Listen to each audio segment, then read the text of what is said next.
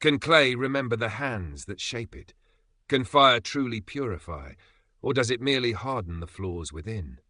In the heart of Yeoju, where the Namhon River whispered secrets to the kilns, Park So-hee believed it could.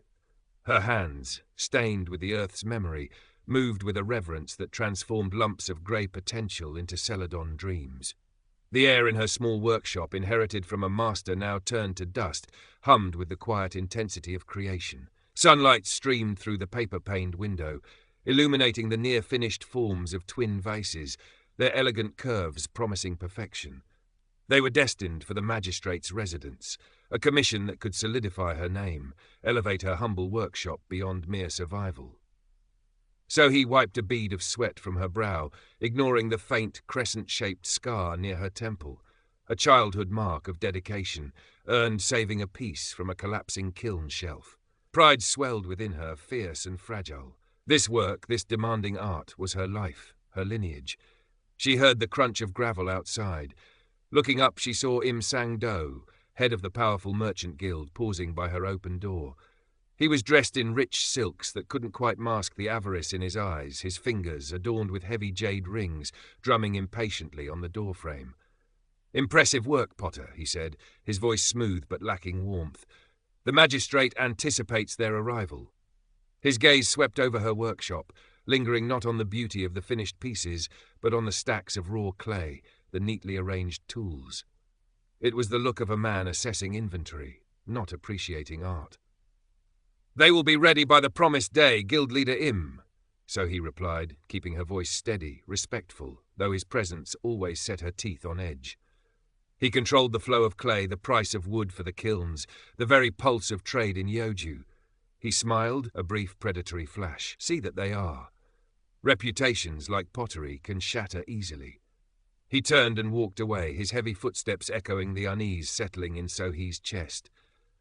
The day of delivery arrived, crisp with autumn air. So-hee carefully packed the Celadon vases, her heart light with anticipation. She supervised their transport to the magistrate's guanga herself, watching until the servants carried them carefully inside. Relief washed over her. It was done. Her work would speak for itself. 3 days later, chaos erupted. A runner, breathless and wide-eyed, burst into her workshop. "Potter Park, you are summoned! Immediately!" Confused, So-hee followed him back to the guanga. A crowd had gathered in the courtyard. Whispers followed her like angry wasps. Inside the main hall, the magistrate sat stony-faced. Beside him, radiating false concern, stood Im Sang-do. On a low table before them lay shattered pieces of green ceramic, unmistakably the remnants of her vases. But something was wrong. The glaze seemed duller, the shards thicker than she remembered. "Park So-hee," the magistrate's voice boomed. "Explain this outrage. These vases, meant to grace my ancestral shrine, spontaneously cracked, and my wife complains of a strange numbness after handling them yesterday." So-hee stared, horrified. "Your Excellency, that cannot be. I fired them myself. The glaze is harmless, perfected over years." "Silence," Im Sang-do interjected smoothly, stepping forward. "Your Excellency, it pains me to say this, but I warned Potter Park about cutting corners. Perhaps using inferior clay, or worse, experimenting with dangerous foreign glazing techniques." He produced a small, unassuming pot from his sleeve. "And this, found hidden in her workshop this morning by concerned neighbours. Does this design not seem familiar? Almost identical to the tributeware designs submitted by Master Kim last season." It was a crude imitation of her style, poorly thrown, hastily glazed, a blatant fake. "That is not mine," So-hee cried, desperation rising in her throat. "Someone planted it. Guild Leader Im, you know my work." "I know what I see," Im Sang-do said, his eyes cold. "Incompetence, fraud, perhaps even malicious intent." He turned to the magistrate. "Such carelessness damages the reputation of all Yeoju artisans. For the good of the guild and the safety of the community, her workshop must be seized pending a full investigation. Her materials must be examined for dangerous substances." Bribed whispers turned to angry shouts from the assembled onlookers. Im had likely seeded in the crowd. "Seize her kiln! Thief! Poisoner!" The magistrate, his face a mask of fury and perhaps influenced by unseen debts to the guild leader, slammed his hand down. "Guard! Seize Park So-hee! Confiscate her tools, her clay, everything! Seal the workshop!" Panic seized Sohee. Her life, her identity, her art, all shattering like the fake vases before her. As rough hands grabbed her arms, she saw Im Sang-do's faint smirk. In that instant, she understood. This was no accident. This was ruin, deliberately crafted. She wrenched free, fueled by adrenaline and outrage, and bolted. She ran, ignoring the shouts behind her, escaping the courtyard, melting into the familiar alleys of Yeoju, her heart pounding a rhythm of terror and betrayal.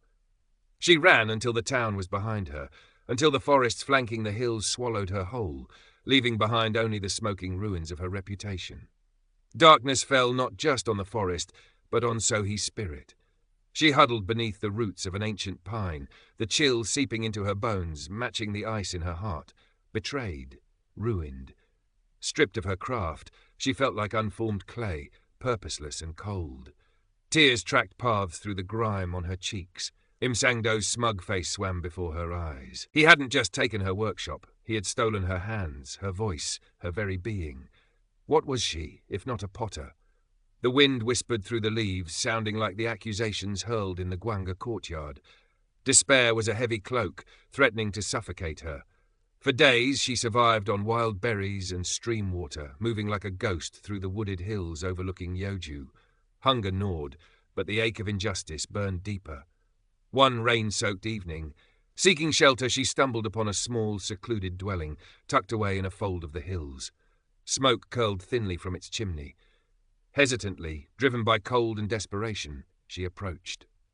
The door opened to reveal an old man, his face a road map of wrinkles, his eyes sharp and intelligent beneath bushy white brows. He held a calligraphy brush poised over rice paper. He didn't seem surprised to see a dishevelled, mud-streaked woman on his doorstep. "The storm gathers," he said, his voice raspy like dry leaves. "Seek shelter, child, but know that running from the wind doesn't change its direction." He was Master An, she learned later, a scholar banished from the capital years ago for speaking inconvenient truths to powerful ears. He lived simply, finding solace in ink, stone, and the quiet rhythms of nature. He asked no questions, merely offered her a corner by the hearth, a bowl of thin barley soup, and silence. In the following days, Sohee remained, helping with chores in exchange for shelter. The silence between them broke only by the crackle of the fire or the scratch of Master An's brush. He observed her, his gaze penetrating but not unkind. He saw the calluses on her hands, the potter's ingrained posture, the fire banked low in her eyes.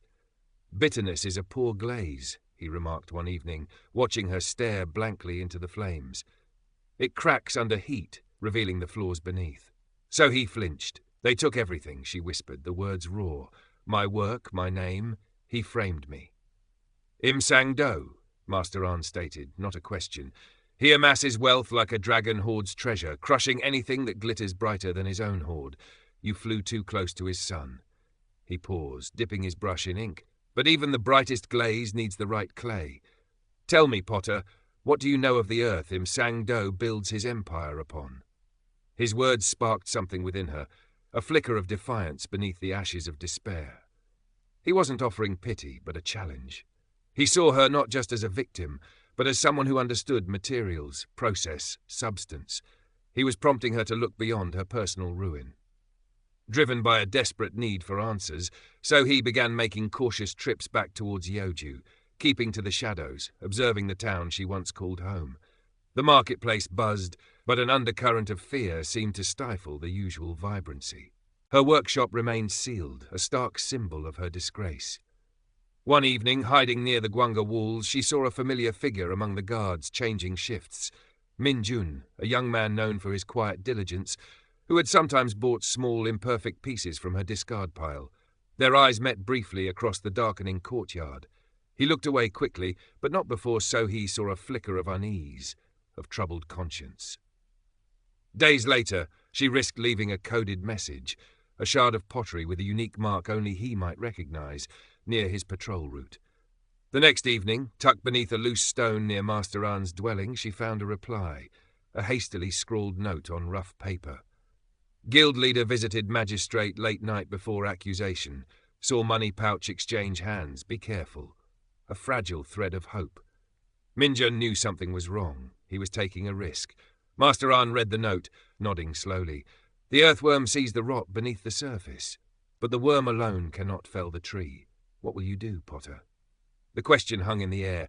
Fear warred with a rising tide of anger, not just for herself, but for the craft Sang-do was poisoning with his greed. Her hands clenched, remembering the feel of clay. She would not remain formless. She would shape her own justice. I will find the flaws in his foundation, so he declared, her voice low but steady. I will expose the rot. Master Arn smiled faintly, a rare showing of approval.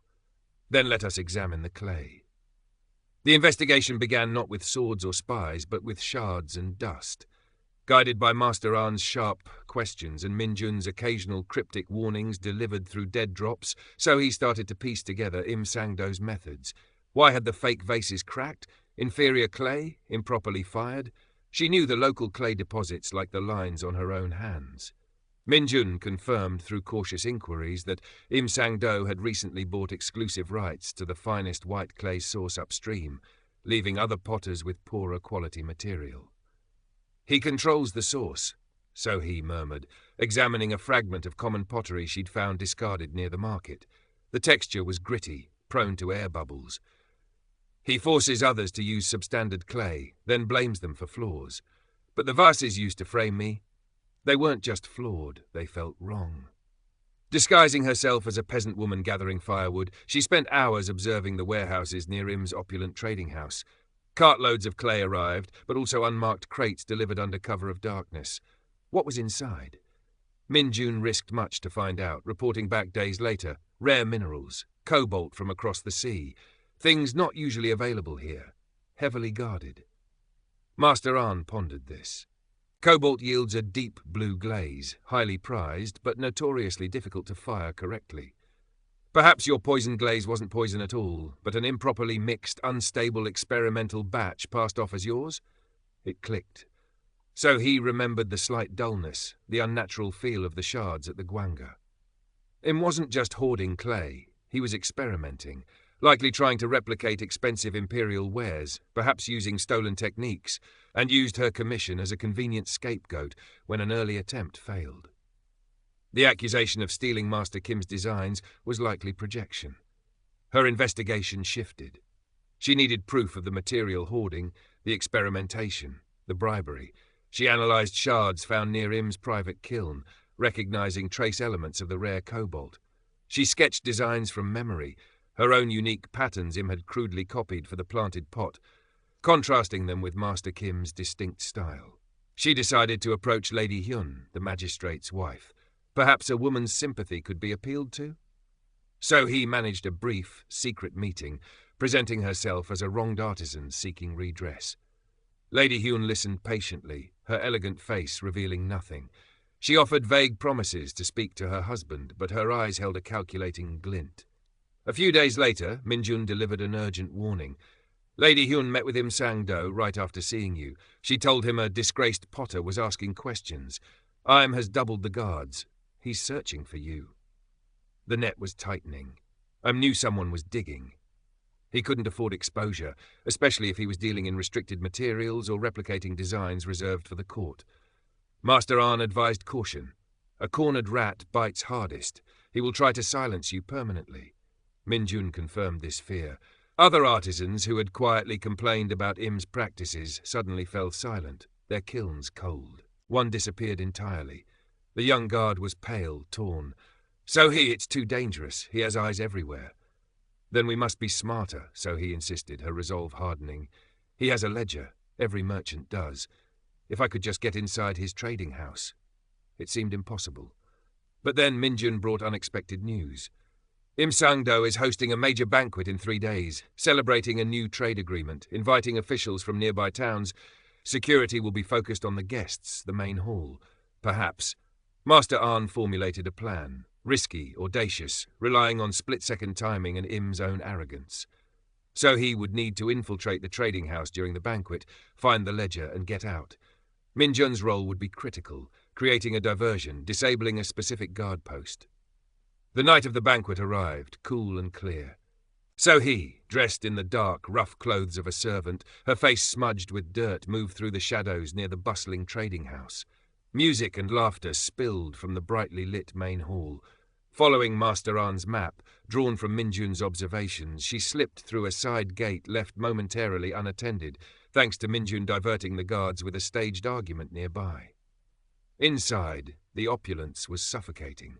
Silks, gilded screens, expensive porcelain displayed ostentatiously. So he moved swiftly towards Im's private study. The lock was simple. Her dexterous potter's fingers, surprisingly adept, worked the mechanism open. The study reeked of expensive incense and greed. Scrolls lined the walls, but her eyes fixed on a heavy, locked chest. Minjun had described it. Praying her luck held, she found the key hidden exactly where Minjun had overheard a servant mention Im kept it, inside a hollowed-out calligraphy brush stand. Her hands trembled as she opened the chest. Inside, beneath stacks of silver, lay several bound ledgers. She quickly found the most recent one. Flipping through the pages, her breath caught. Columns of figures, coded entries, but clear enough. Payments listed next to names of officials, including the magistrate. Notations about substandard clay distribution. Records of cobalt purchases far exceeding legitimate needs. Calculations showing inflated prices charged for wares made by other artisans whose names were listed with pitifully small payments. And there, a specific entry dated just before her accusation. Failed blue batch. Dispose blame PSH. Proof. Cold, hard proof. She tore out the relevant pages, tucking them securely inside her tunic. Her heart hammered against her ribs. She had to get out. The air outside the study felt electric. So he retraced her steps, melting back into the shadows of the corridor. She could hear Im Sang-do's booming voice from the main hall, boasting about his contributions to Yeoju's prosperity. The hypocrisy fueled her steps. She was nearing the side gate when a figure emerged from an alcove, Lady Hyun. Their eyes locked. Lady Hyun's face was unreadable. She glanced down the corridor towards the main hall, then back at So-hee, a silent question in her eyes. So-hee braced herself for an alarm, but the magistrate's wife simply gave a tiny, almost imperceptible shake of her head and faded back into the alcove, leaving the path clear, ambiguous to the last. So-hee slipped back out into the cool night air, the stolen ledger pages burning against her skin. She rendezvoused with Master An at their prearranged spot in the woods. He examined the pages under the moonlight, his expression grim. "The rot runs deep," he murmured. "But now you have the knife to cut it out. Are you ready?" So-hee looked towards the glow of Yeoju, towards the town that had cast her out. She thought of the silenced artisans, of Minjun's bravery, of the integrity of the craft Im Sang-do defiled. Yes, she was ready. It was time to fire the kiln of justice. The plan was audacious, bordering on suicidal, but Master An insisted it was the only way. A quiet accusation would be buried. Im Sang-do had to be confronted publicly, his carefully constructed facade shattered before witnesses he couldn't easily silence or bribe. The annual Autumn Harvest Festival, 2 days hence, provided the stage. Im Sang-do, as guild leader, would preside over the presentation of Yeoju's pottery tributes, basking in reflected glory before visiting dignitaries and the entire town. Minjun, pale but resolute, agreed to help secure So-hee access to the main square during the ceremony. Master An spent hours coaching So-hee, not on rhetoric, but on presenting the evidence calmly, factually, letting Im Sang-do's own bluster condemn him. Truth is its own sharpest edge, the old scholar advised. Wield it cleanly. The day of the festival dawned bright and clear. The town square buzzed with anticipation. Banners fluttered, merchants hawked their wares, and the air smelled of roasted chestnuts and excitement. On a raised platform draped in colourful silks, the year's tribute pottery was displayed, gleaming celadon, intricate white porcelain, robust earthenware. Im Sang-do stood preening beside the magistrate, accepting congratulations from visiting officials. Lady Hyun watched from the side, her expression serene, impenetrable. So-hee, hidden beneath a wide-brimmed peasant hat and rough cloak provided by Master An, felt her heart pounding. Minjun, on duty near the platform, subtly cleared a path through the dense crowd as the ceremony began. Im Sang-do stepped forward, his voice resonating with false modesty. "Esteemed magistrate, honoured guests, fellow citizens of Yeoju, it is my humble privilege to present these magnificent works, a testament to the skill and dedication of our artisans, thriving under the fair practices of our guild." Fair practices? The voice, though strained, cut through the air, silencing the square. Heads turned. So he pushed through the final row of onlookers, stepping into the open space before the platform. She pulled off her hat, letting the cloak fall away, revealing her familiar face, smudged but resolute. Gasps rippled through the crowd. "Park So-hee! The disgraced Potter!" Im Sang-do's face contorted, surprise quickly replaced by fury. "What is the meaning of this outrage? Seize her! Guards!" "Before you silence me, guild leader," So-hee called out, her voice gaining strength, "perhaps you can explain these fair practices documented in your own ledger." She held up the stolen pages, the damning figures stark against the paper. The magistrate sputtered, half rising. Min-jun and a few other guards hesitated, looking uncertainly between the furious merchant and the lone woman. "Lies! Forged documents!" Im Sang-do roared, his composure finally cracking. "She is a thief, a fraudster trying to deflect her own guilt." "Then perhaps you can explain these entries?" So he continued, her voice ringing with conviction, reading clearly. "Payment to magistrate's aid, listed as loan repayment, the night before my workshop was seized. Instructions for substandard clay distribution to workshops of Choi, Lee and Bake. Purchase of restricted cobalt far exceeding any declared use. And this entry, failed blue batch, dispose blame PSH. A wave of murmurs swept the crowd. Artisans exchanged uneasy glances. The officials looked uncomfortable. So he pressed on, holding up sketches. And are these stolen designs truly Master Kim's work or crude copies of my own unique inlay patterns planted in my workshop? Im Sang-do lunged forward, his face purple with rage. "Silence her! Guards, obey me!" But the crowd was stirring, angry voices rising. "Explain the ledger! What about the cobalt? Did you ruin Potter Park?"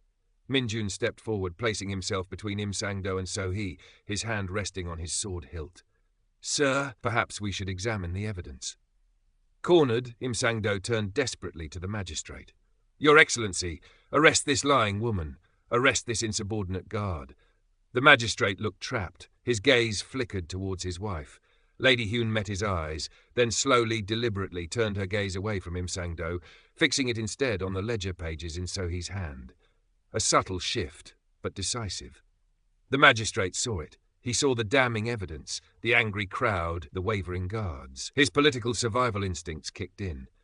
"Guild leader Im," the magistrate said, his voice regaining a measure of authority, "these are serious accusations, backed by apparent documentation.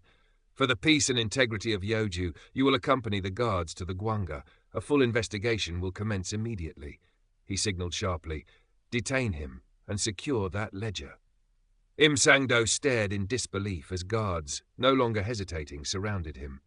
His threats turned to incoherent sputtering. As they led him away, his empire of deceit crumbling around him, the crowd erupted, not in cheers, but in a wave of relieved, angry noise. So he stood breathing heavily, the ledger pages trembling in her hand. She had done it. She looked towards Min-jun, who offered a small, exhausted smile. She saw Master Ahn watching from the edge of the crowd, a look of profound satisfaction on his weathered face. The path ahead was uncertain, but the rot had been exposed. The clay could be cleansed. In the aftermath, Im Sang-do's web of corruption unravelled completely. The ledger provided irrefutable proof, corroborated by emboldened artisans and fearful officials seeking leniency. His assets were seized, his influence shattered. He faced exile and disgrace. So-hee's name was formally cleared. The magistrate, eager to distance himself from the scandal and perhaps nudged by Lady Hyun's newfound alignment with propriety, returned her workshop keys with a public apology.